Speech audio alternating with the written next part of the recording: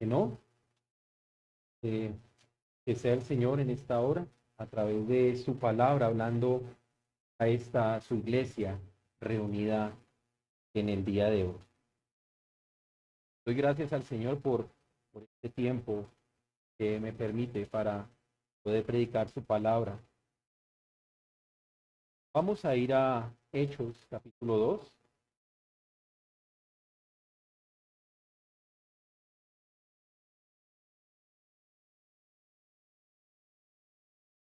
¿Sí? Hechos capítulo 2, versículos 43 al versículo 47.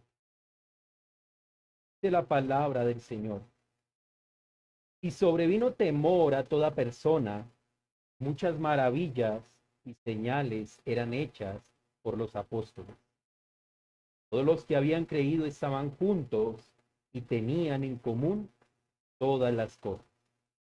Vendían sus propiedades, bienes, y lo repartían a todos según la necesidad de cada uno.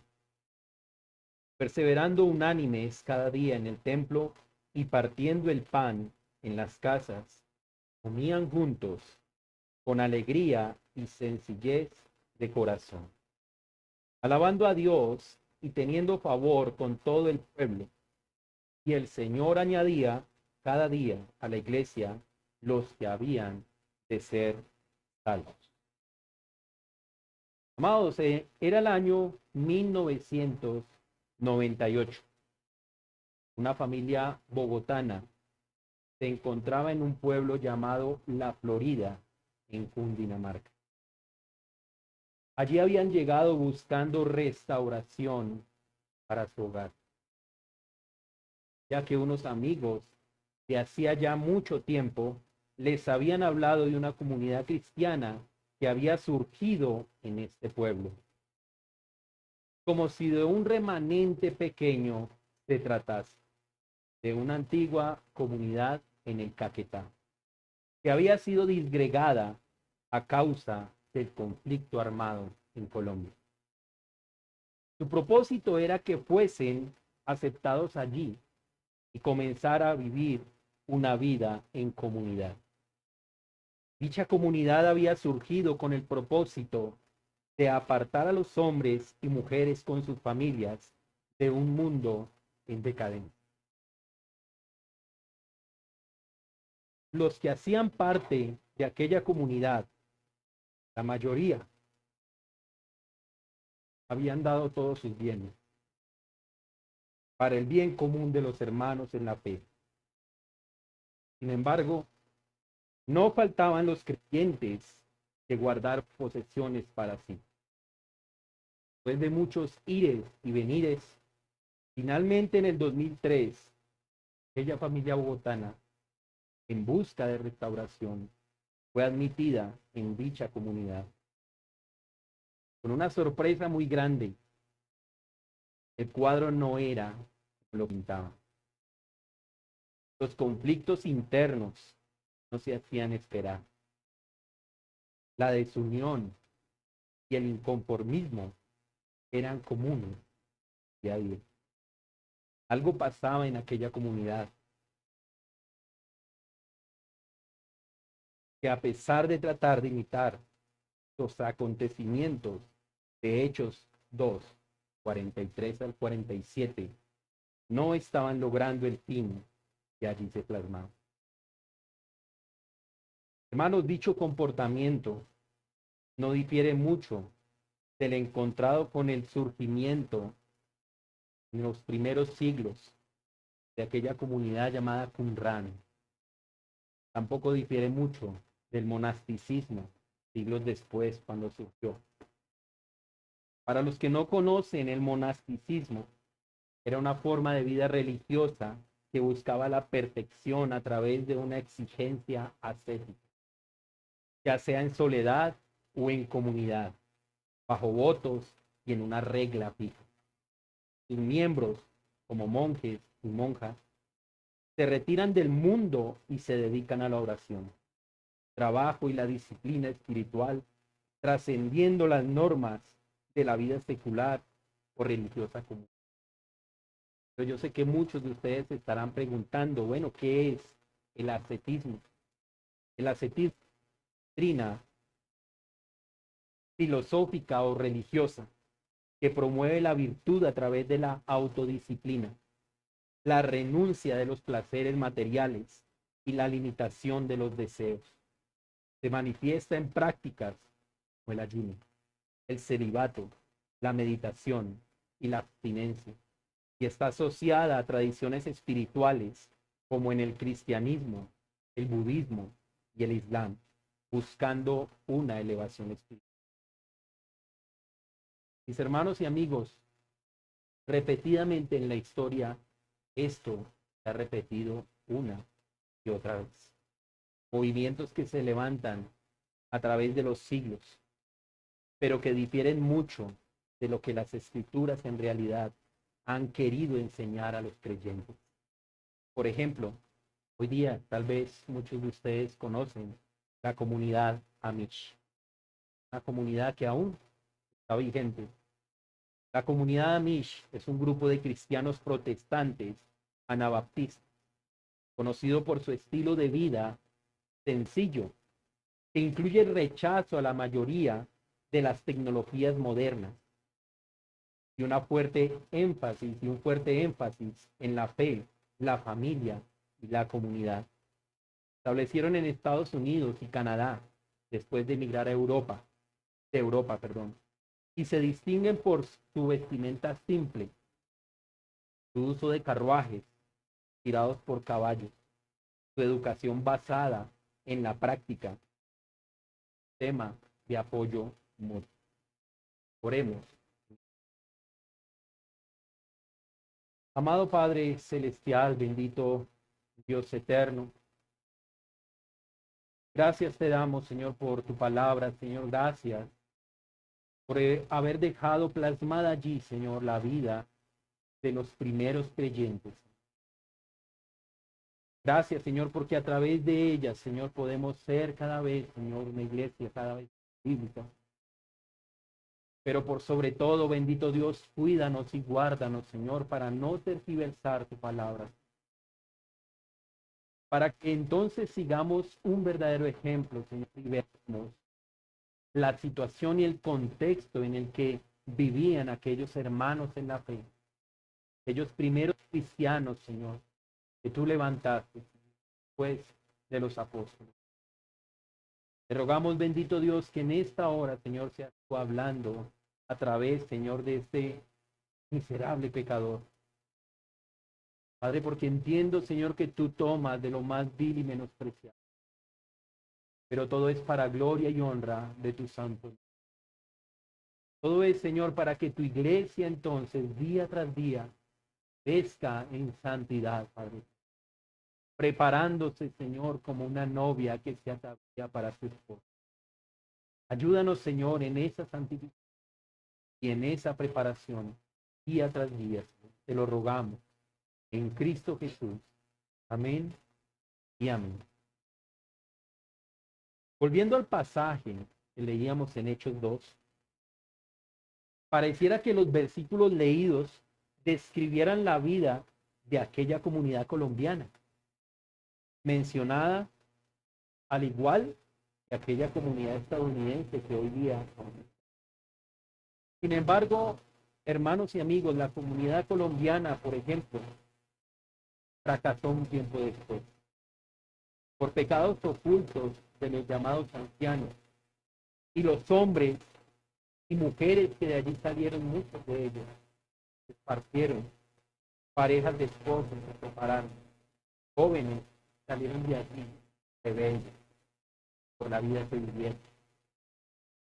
No con esto quiero afirmar que entonces todos los que salieron de allí se perdieron, porque mis hermanos y amigos, ¿quién les habla? Salvo por la gracia. Estos versículos que vemos en el día de hoy son un excelente ejemplo de la vida de los primeros creyentes.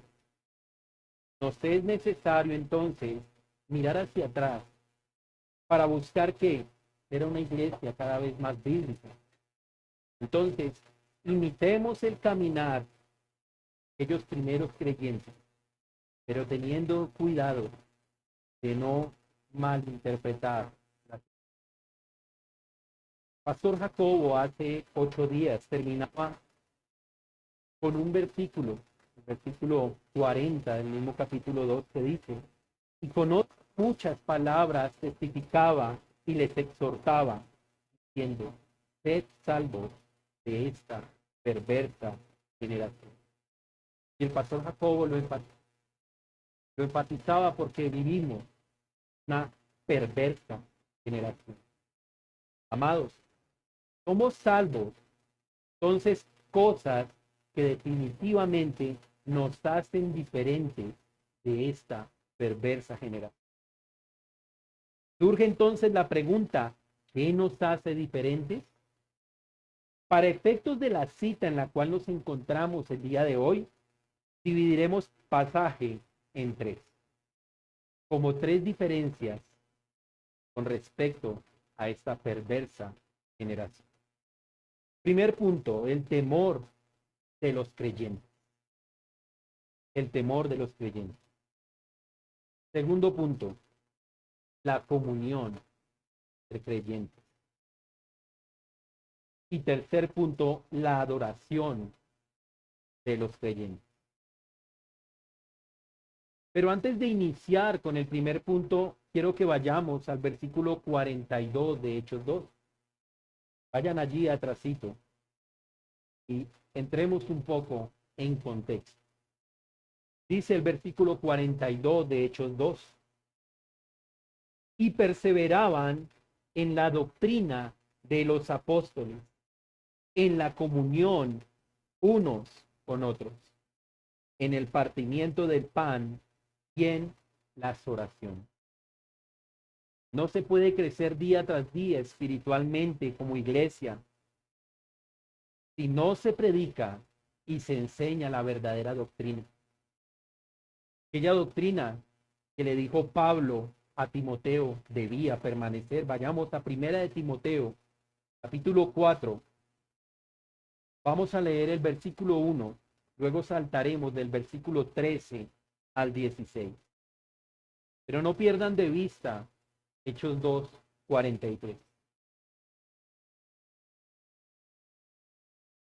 Repito, Primera de Timoteo, capítulo 4. Vamos a leer el versículo 1.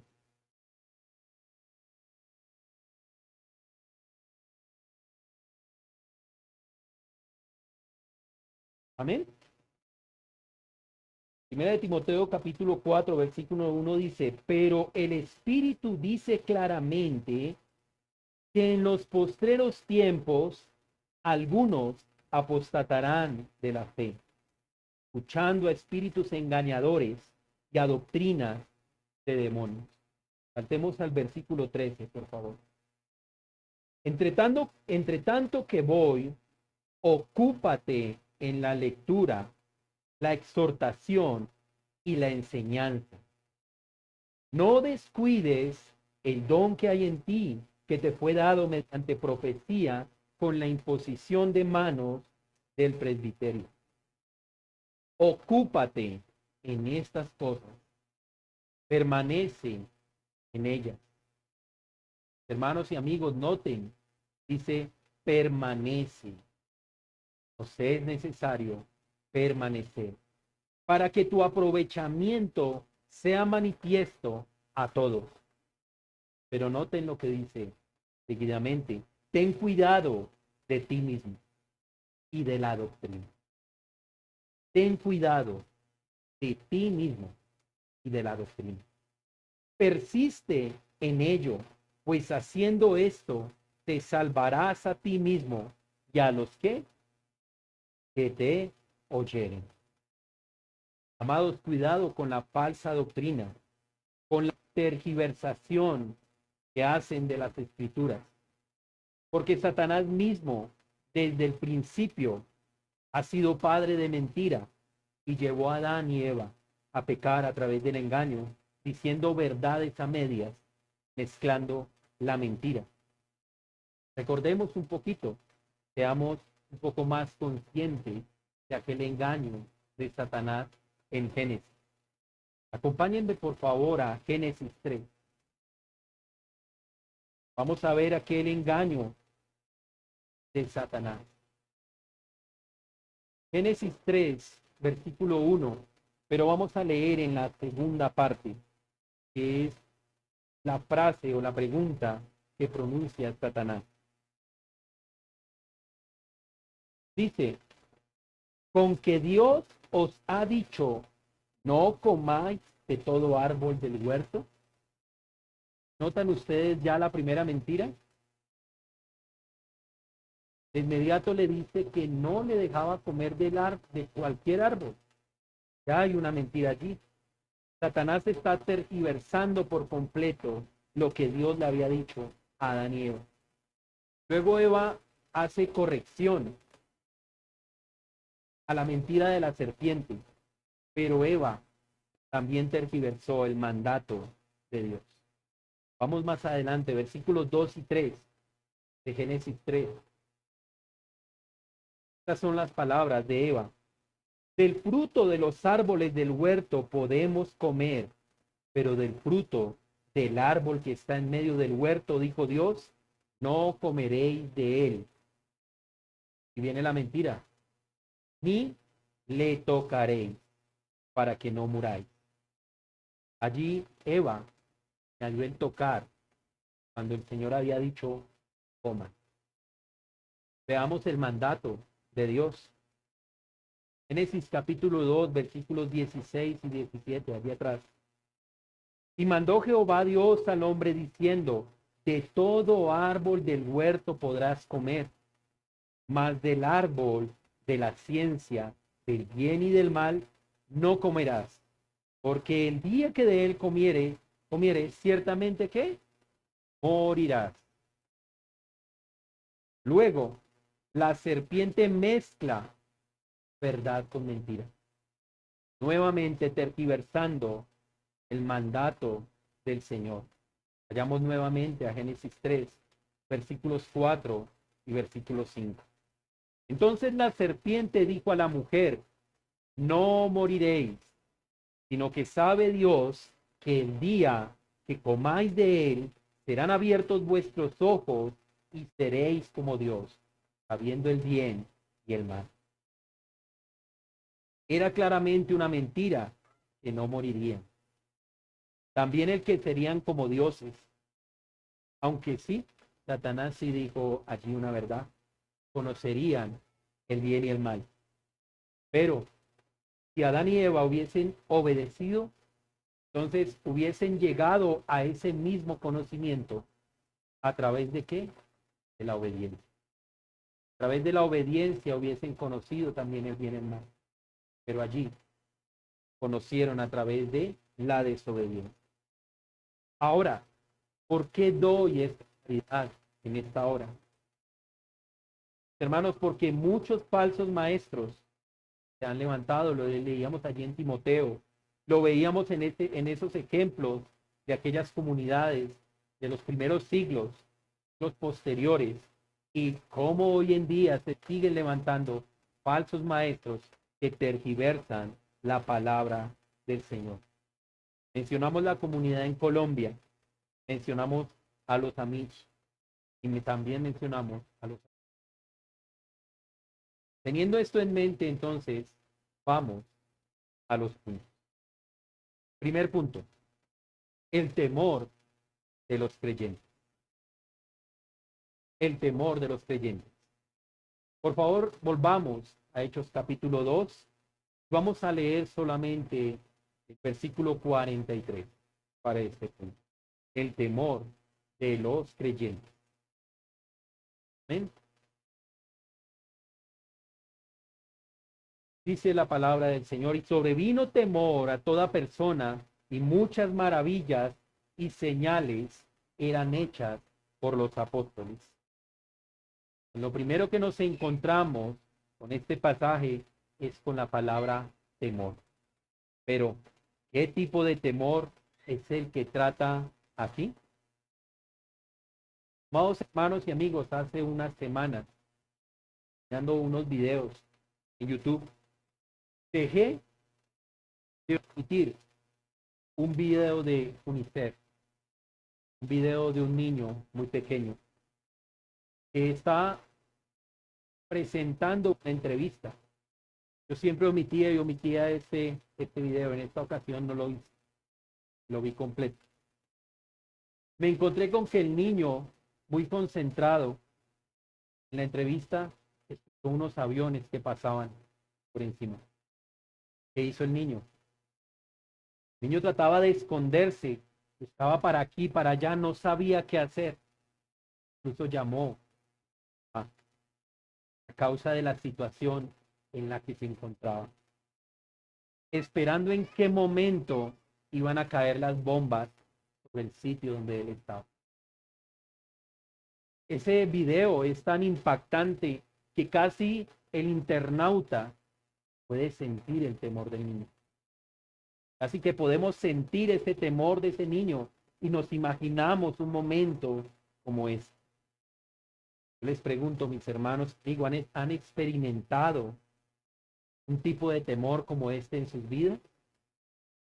Esta mañana, en el discipulado de varones, se mencionaba que alguno había estado al borde de la muerte. ¿Qué tipo de temor había tenido por estar al borde de la muerte? Tal vez no hemos llegado a ese punto, porque por la gracia del Señor vivimos en un país donde no se ve este tipo de guerra. Podemos reunirnos aquí confiadamente para alabar y adorar al Señor. Pero tal vez sí hemos experimentado otras circunstancias que nos llenan de temor. Pero, ¿acaso es este tipo de temor que sintieron los creyentes que se iban añadiendo día tras día a la iglesia del Señor? Este tipo de temor que mencionaba en Hechos 2:43. Quiero compartirles algo que menciona R.C. Sproul, gran teólogo que ya está con el Señor. Él menciona: si en verdad llevamos una correcta adoración a Dios, deberíamos también tener la certeza de que Dios puede ser aterrador. Y allí menciona Hebreos 10:31 que dice: horrenda cosa es caer en las manos del Dios vivo. Como gente pecadora, tenemos todas las razones entonces del mundo para temer al juicio de Dios. Esto es parte de nuestra motivación para reconciliarnos. Pero noten que R.C. Sproul menciona también algo más. Menciona también algo con respecto a Martín Lutero. Martín Lutero se encontró con una pregunta acerca de qué era.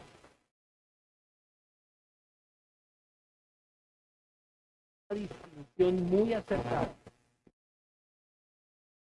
¿Qué es? Martín Lutero mencionó que existen dos tipos de temor. El primero es el temor servil y el segundo es el temor filial. Para el primero, temor servil, claramente lo podemos observar en un prisionero de guerra que es torturado día tras día, casi hasta la muerte.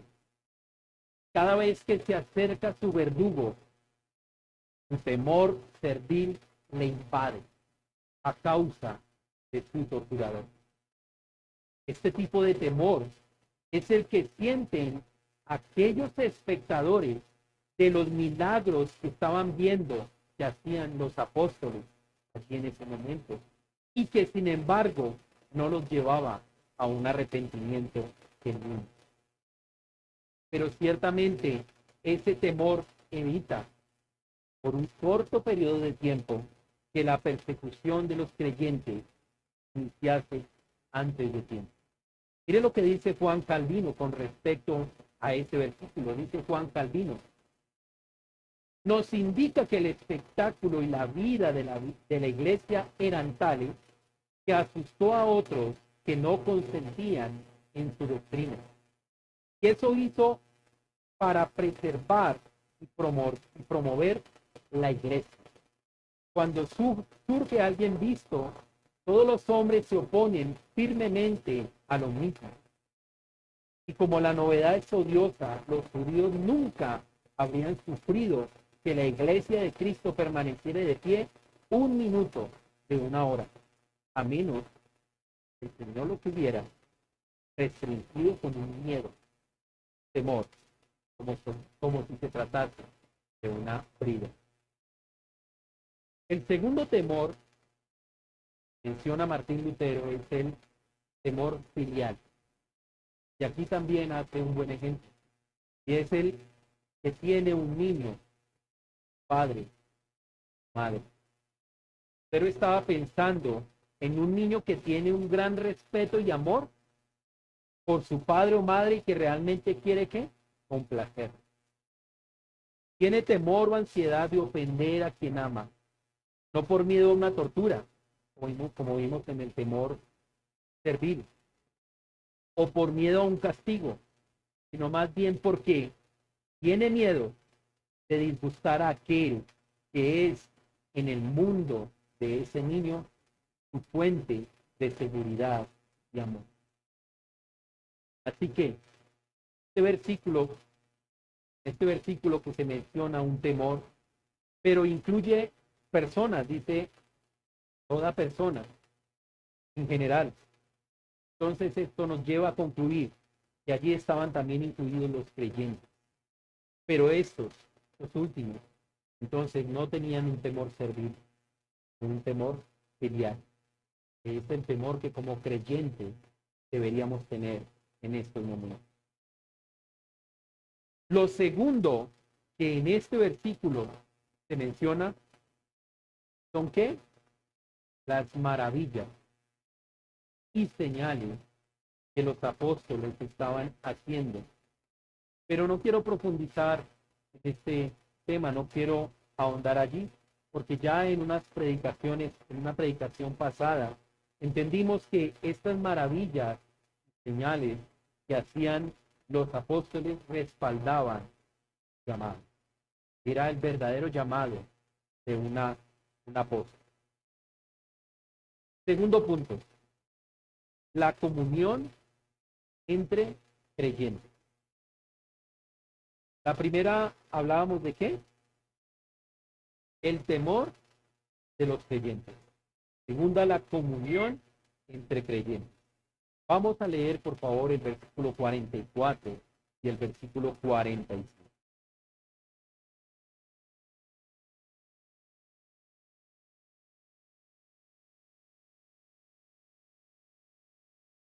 Amén. Todos los que habían creído estaban juntos y tenían en común todas las cosas. Y vendían sus propiedades y sus bienes.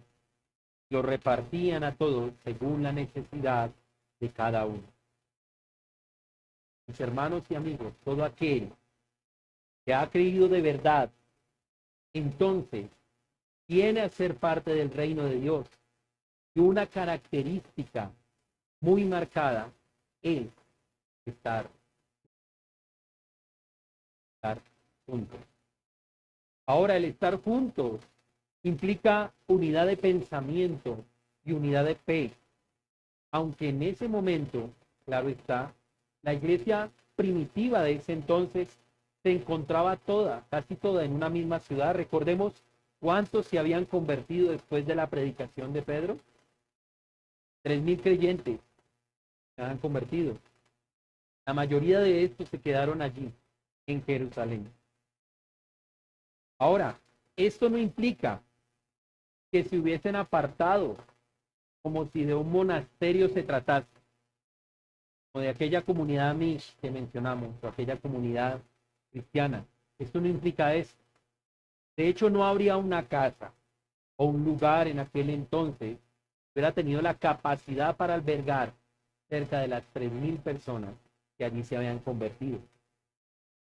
De hecho, en unos versículos más adelante, quiero que vayamos allí a Hechos 2 nuevamente y vamos a leer unos versículos más adelante. Versículo 46 dice, y perseverando unánime cada día en el templo y partiendo el pan en la casa. Así que menciona que se reunían aún en las casas, se reunían constantemente. Pues repito, no implica entonces habían quedado sin nada, vivían en una comunidad, había un edificio que albergaba cerca de la ciudad. Este mismo versículo nos confirma esto. Aún tenían casa, pero la diferencia era que se reunían allí. Entonces, estar juntos no implica que allí se estaba forjando las primeras comunidades ascetas o las primeras comunidades amigas. No implica esto. No debemos considerar esto como un ensayo inicial de vivir de manera ascética y apartados del mundo, donde todos los bienes de ahí en adelante serán vendidos y repartidos en igualdad de condiciones, puesto que fue algo también temporal, fue voluntario y fue sin restricción, con restricciones. Más adelante encontramos que la persecución partió. Se esparció para que el evangelio fuera predicado a todas las naciones. En gran medida la iglesia en Jerusalén solicitaba apoyo continuamente, era un apoyo financiero de otros lugares.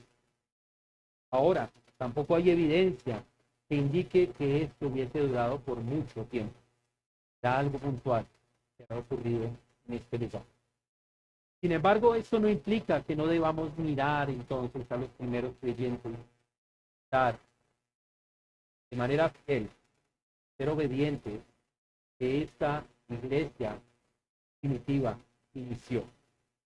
Ahora, también ocurría algo, había una costumbre judía para ese entonces. La costumbre judía era de tener una enorme hospitalidad durante cualquier día festivo o cualquier día de fiesta, como por ejemplo el Pentecostés. Los visitantes eran recibidos ¿con qué? Con alegría en sus casas privadas.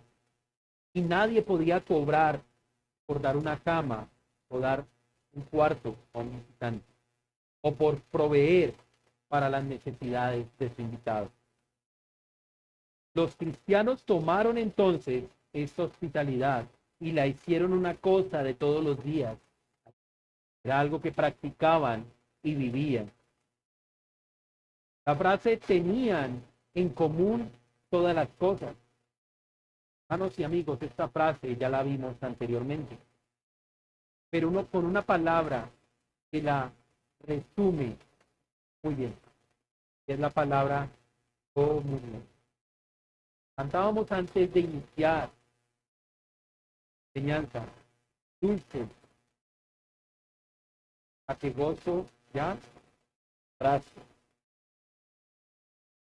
Pero hermanos y amigos, la comunión no se queda. El Señor nos exige algo más, solo la comunión con el Señor. Lo que es más importante. El Señor también está diciendo algo más. Leíamos en el versículo 42, y perseveraban en la doctrina de los apóstoles, en la comunión unos con otros, en el partimiento del pan y en las oraciones. Comunión, lenguaje griego, significa koinonía, palabra koinonía, cortada. Y esta palabra traduce sociedad, es decir, literalmente participación o interacción social. Interacción social. O beneficio monetario. Noten también que un beneficio monetario. Ayuda, compañerismo, comunión, contribución, dispensación, ofrenda, participación. Creyente, iglesia, participa, pero no participa solamente acá los domingos. Se va a su casa diciendo ya cumplí. Participa, ¿verdad? Koinonía. Así que los creyentes de la iglesia primitiva no estaban aferrados a sus propiedades. Muy evidente.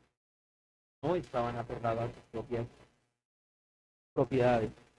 Esto no implica entonces que para ser parte entonces de la iglesia del Señor, toda persona debería vender lo que tiene, para que el resultado de esas ganancias se repartiera a todos los creyentes de manera equitativa.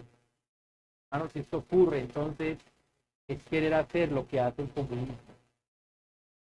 Querer tomar las propiedades de todos de manera obligatoria, venderlas y repartir a todos por igual. Esto no es lo que menciona la Escritura. Así nombro nuevamente la secta que ya había mencionado en los primeros siglos, los Qumran. Esta secta sí exigía a sus miembros que todas las propiedades fueran para todos. O mejor dicho, que hubiera una propiedad comunal. Pero noten bien, era una exigencia. Tal vez aquella comunidad colombiana, este mismo error, era una exigencia. Era una obligación. Tú dejaras todas tus propiedades en bien común. Era un tipo. Vayamos por favor a Hechos 4, versículo 32.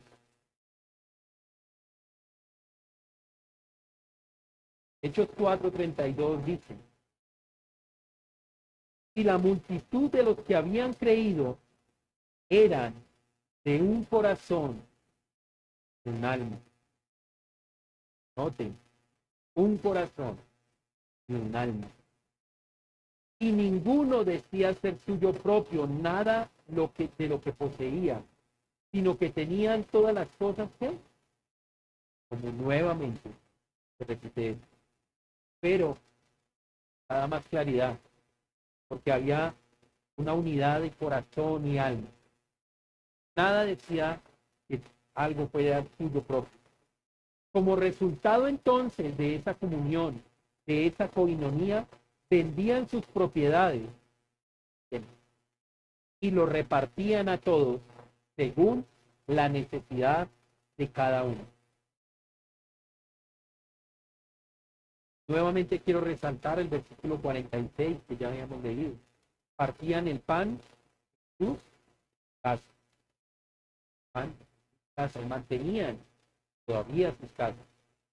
No era entonces que vendían todo y se quedaban sin nada. ¿Cómo se menciona entonces que se reunían en las casas para partir el pan?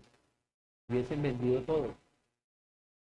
Pero como tenían todas las cosas en común, si un hermano estaba en necesidad, uno de los hermanos tenía los recursos suficientes, no le importaba vender una propiedad para suplir la necesidad de su hermano. Pero aquí hay algo más. ¿Creen ustedes que no llevaba a tener nada como suyo propio y a desprenderse de tal manera de vender, si era el caso, por la necesidad de un hermano? El amor. Era el amor que tenían. Vamos por favor a Primera de Juan, capítulo 3, versículo 14. Primera de Juan, capítulo 3, versículo 14. Quiero que noten muy bien en este versículo, porque Juan, el apóstol Juan es muy directo con este versículo. Y es muy directo porque si tú quieres saber si has nacido de nuevo, tú quieres saber si eres un verdadero creyente, este versículo, pues, Primera de Juan, capítulo 3, versículo 14. Nosotros sabemos que hemos pasado de muerte a vida en que amamos a los hermanos. El que no ama a su hermano permanece No podemos decir entonces, hermanos, que hemos nacido de nuevo. No hay amor entre hermanos. ¿Cómo podemos decir somos salvos si ante la necesidad y el sufrimiento de un hermano hacemos los de la vista gorda? No podemos decir que somos salvos de verdad. Fuerte, habla Juan, una realidad y así es la palabra del Señor. Exhorta, bendita palabra, que nos confronta y atraviesa. Les pregunto en esta hora, ¿cómo estás tú? ¿Cómo estamos?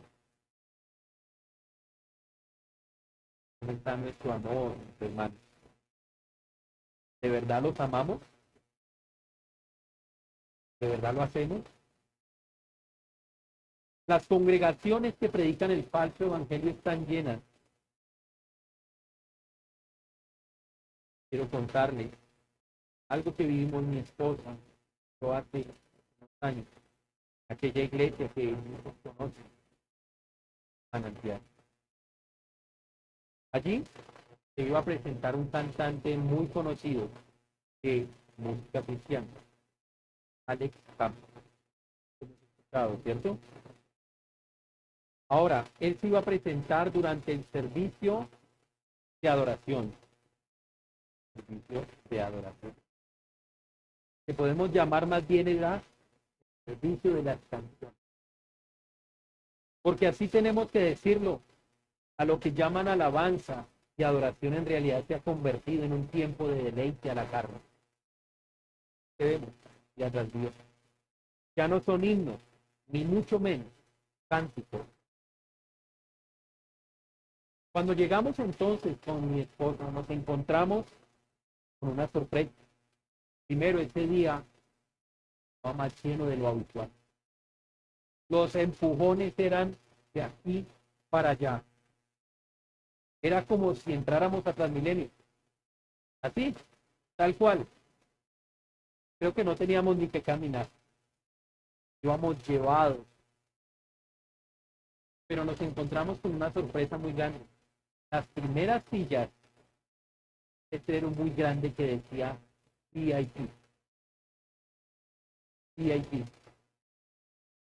Ese letrero que decía VIP era para aquellos que querían hacer una donación voluntaria para poder quedarse en los primeros puestos y estar ante aquel concierto disfrazado.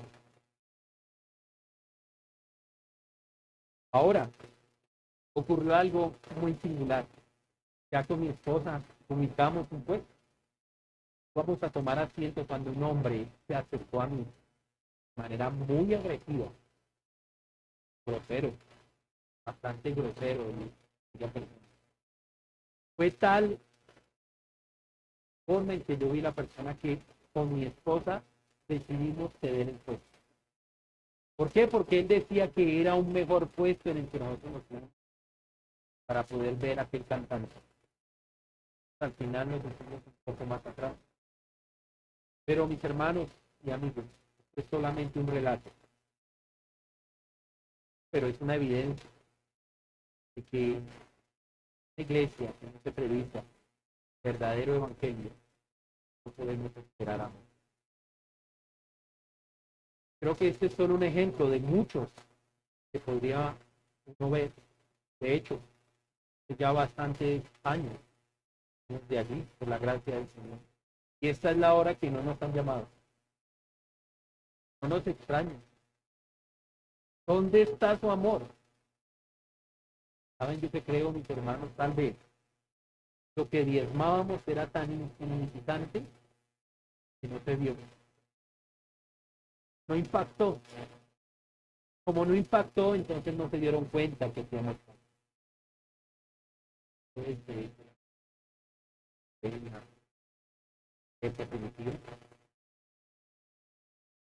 Claro que no.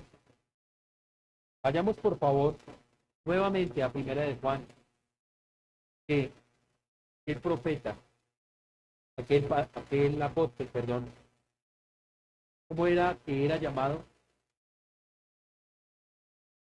El del amor, era llamado, y él menciona mucho esto para enseñarnos como iglesia. Vamos a leer del versículo 14 al 18. Quiero que presten atención específicamente al versículo 17. Allí retomamos nuevamente el versículo que ya habíamos leído. Dice, nosotros sabemos que hemos pasado de muerte a vida en que amamos a los hermanos. El que no ama a su hermano permanece en muerte. Aquel que aborrece a su hermano es homicida. Es homicida, mis hermanos. Y sabéis que ningún homicida tiene vida eterna, permanente. En eso hemos conocido el amor, en que Él puso su vida por nosotros.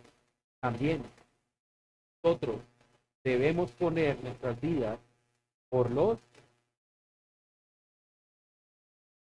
Quiero que lean conmigo. Que te leámoslo todo, dice.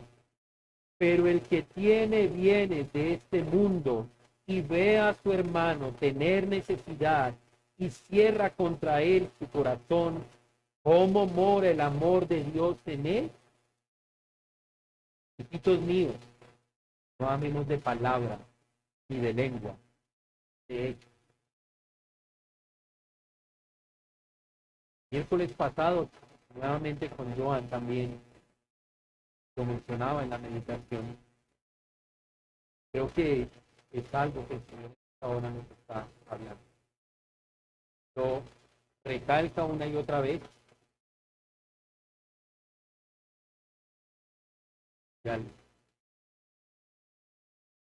Quiero confesarle, mis hermanos, estoy confrontado con esta palabra primero. Tal vez el amor que profeso no es de verdad. Yo les invito a que hagan lo mismo. ¿Cómo están? Ahora, el amor debe ser práctico. El amor no es un poeta, ficción y llena de elogios a tu amada. Pero la llena de elogios, ¿cómo está? Decir te amo, fácil. Ir a la práctica.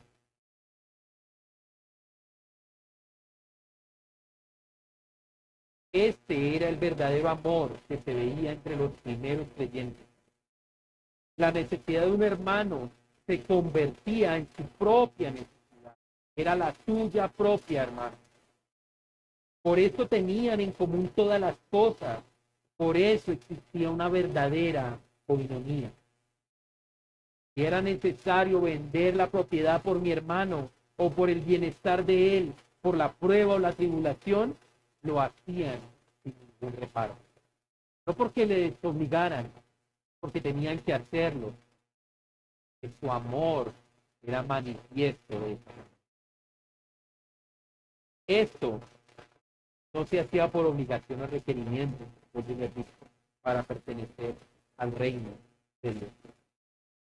Era algo natural, la vida del corazón de hombres y mujeres que aman de verdad. Hermanos y amigos, con esto no estoy diciendo que entonces sigamos de aquí. Quiero mostrar mi amor y vamos a vender todo lo que tenemos. No. Trata tampoco de eso. Pero sí, caminémonos y miremos. Si hay alguien en necesidad, si hay alguien a quien podamos ayudar, pues de nosotros hemos sido bendecidos grandemente. Pero esa bendición no ha sido para que atesoremos riquezas, es para compartir. Esto que quiere decir. Tercer y último punto.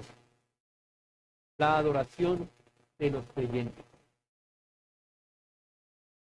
Vamos a leer el versículo 46 o 47. ¿Sí? Y perseverando unánimes cada día en el templo y partiendo el pan en las casas, Comían juntos con alegría y sencillez de corazón, alabando a Dios y teniendo favor con todo el pueblo. Y el Señor añadía cada día a la iglesia los que habían de ser salvos.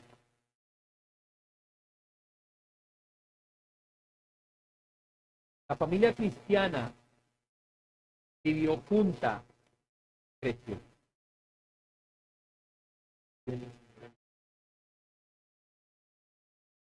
perseverando unánime cada día en el templo. Lo que era de reposo, guardarlo, obligación, era un deleite. Ahora, perseveraban en el templo. Aquí en el templo, ¿quiénes se encontraban? Judíos. ¿Cierto? Así que era un buen momento para predicar ellos.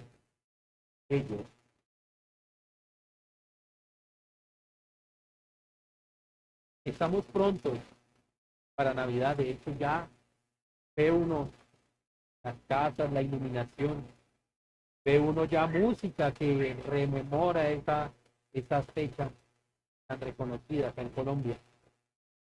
Ya se siente en el ambiente este tiempo y esta época de Navidad. Yo sé que muchos estudiosos de la palabra entienden que Cristo no nació, que nació de hecho en otra fecha más distante. Pero, vamos de verdad, debería ser un buen momento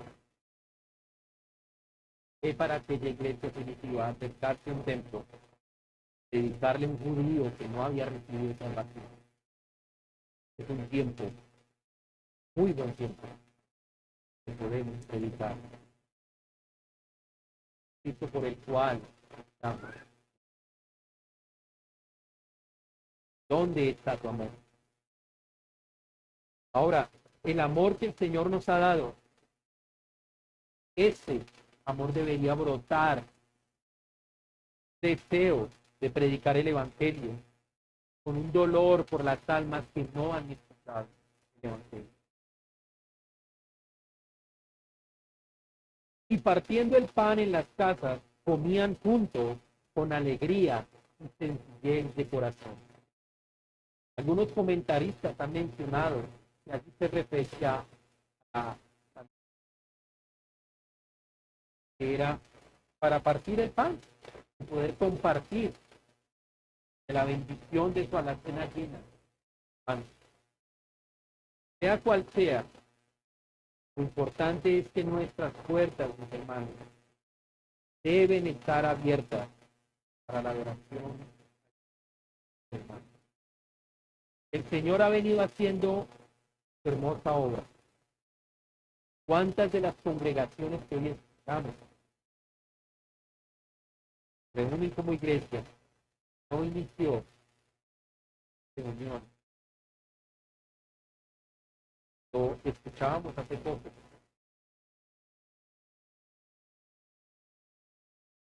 Hoy día lo veíamos. Guerreros, la iglesia que ha surgió de una reunión en la casa de Henry, Joana, hace 6 años. Porque el Señor puso en el corazón y con amor abrieron sus puertas para que el Evangelio fuese predicado, para la comunión entre hermanos. Hoy se está levantando este.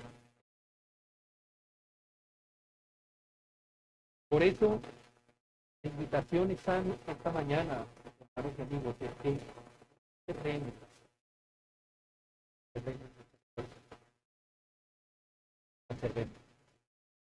al contrario, vamos para que el hermano nos visite, podamos juntos dar.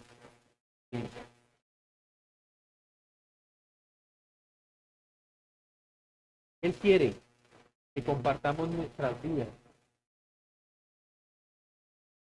No levantó creyentes solitarios. por allí, que va a la iglesia el domingo y va y se encierra en su casa. Nos llamó para que compartamos. Porque si somos del cuerpo de Cristo, es necesario la comunión. Alabando a Dios y teniendo favor con todo el pueblo. Alabando al Señor no solamente por las bendiciones y los momentos buenos que disfrutamos aquí y ahora de forma cómoda y placentera, sino que es mucho más. El Señor decidió llamarnos por su gracia, mostrarnos a Cristo, decidió perdonarnos a pesar de nuestro pecado. Nos dio un nombre,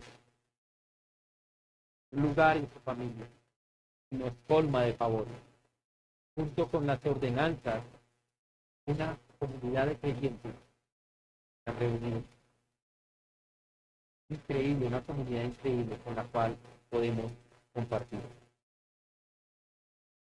Y el Señor añadía cada día a la iglesia los que habían de ser salvos. Hermanos, si de verdad somos bíblicos, Legación irá subiendo su número de conversos. Tal vez no a la velocidad que vemos en aquellas iglesias donde se predica falso evangelio. Tal vez en una ínfima parte con respecto a sus iglesias. Pues si hay algo que debemos estar seguros y es que se predica el verdadero evangelio. Perseveramos en la doctrina de los apóstoles. Entonces los que aquí se unirán serán verdaderos creyentes. Todos los que por gracia debían ser llamados a su debido tiempo. Perseverar entonces en la doctrina de los apóstoles, una verdadera comunión o coinonía entre hermanos, una verdadera adoración, deberán ser entonces nuestras banderas o Iglesia Bautista Reformada Faro de Gracia, para seguir el camino de la iglesia primitiva, no el de las congregaciones se levantan día tras día. Instrucciones finales.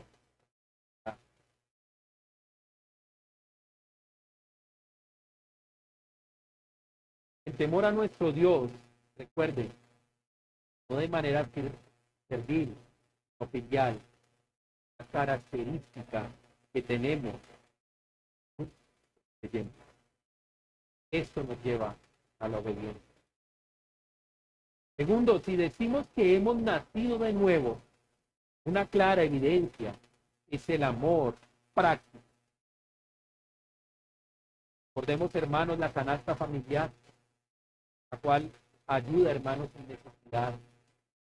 Pero también si el Señor ha bendecido nuestra economía, se niega.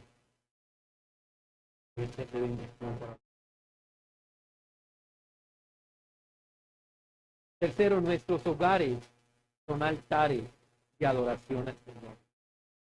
Nuestras puertas deben estar abiertas para compartir el pan y adorar al Señor juntos, unánimes, y hacer un deleite día tras día.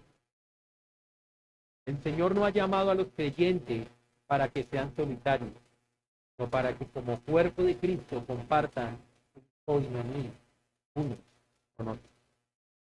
Último, y esta perversa generación de esa coinonía entre creyentes, entonces predicará y dará testimonio que entre nosotros mora el Señor y el amor entre nosotros es un reflejo. Por último, quiero recordar a aquella comunidad cristiana tampoco. Si de verdad hubiese habido amor, hubiese sido diferente, claro está. Hubiera sido por obligación. Hubieran estado cada uno en sus propias casas. Cuando algún hermano hubiese estado en necesidad, tenía más bendiciones que eso, bendiciones. Ese es el problema. el problema de tergiversar. Señor, nos ha dejado.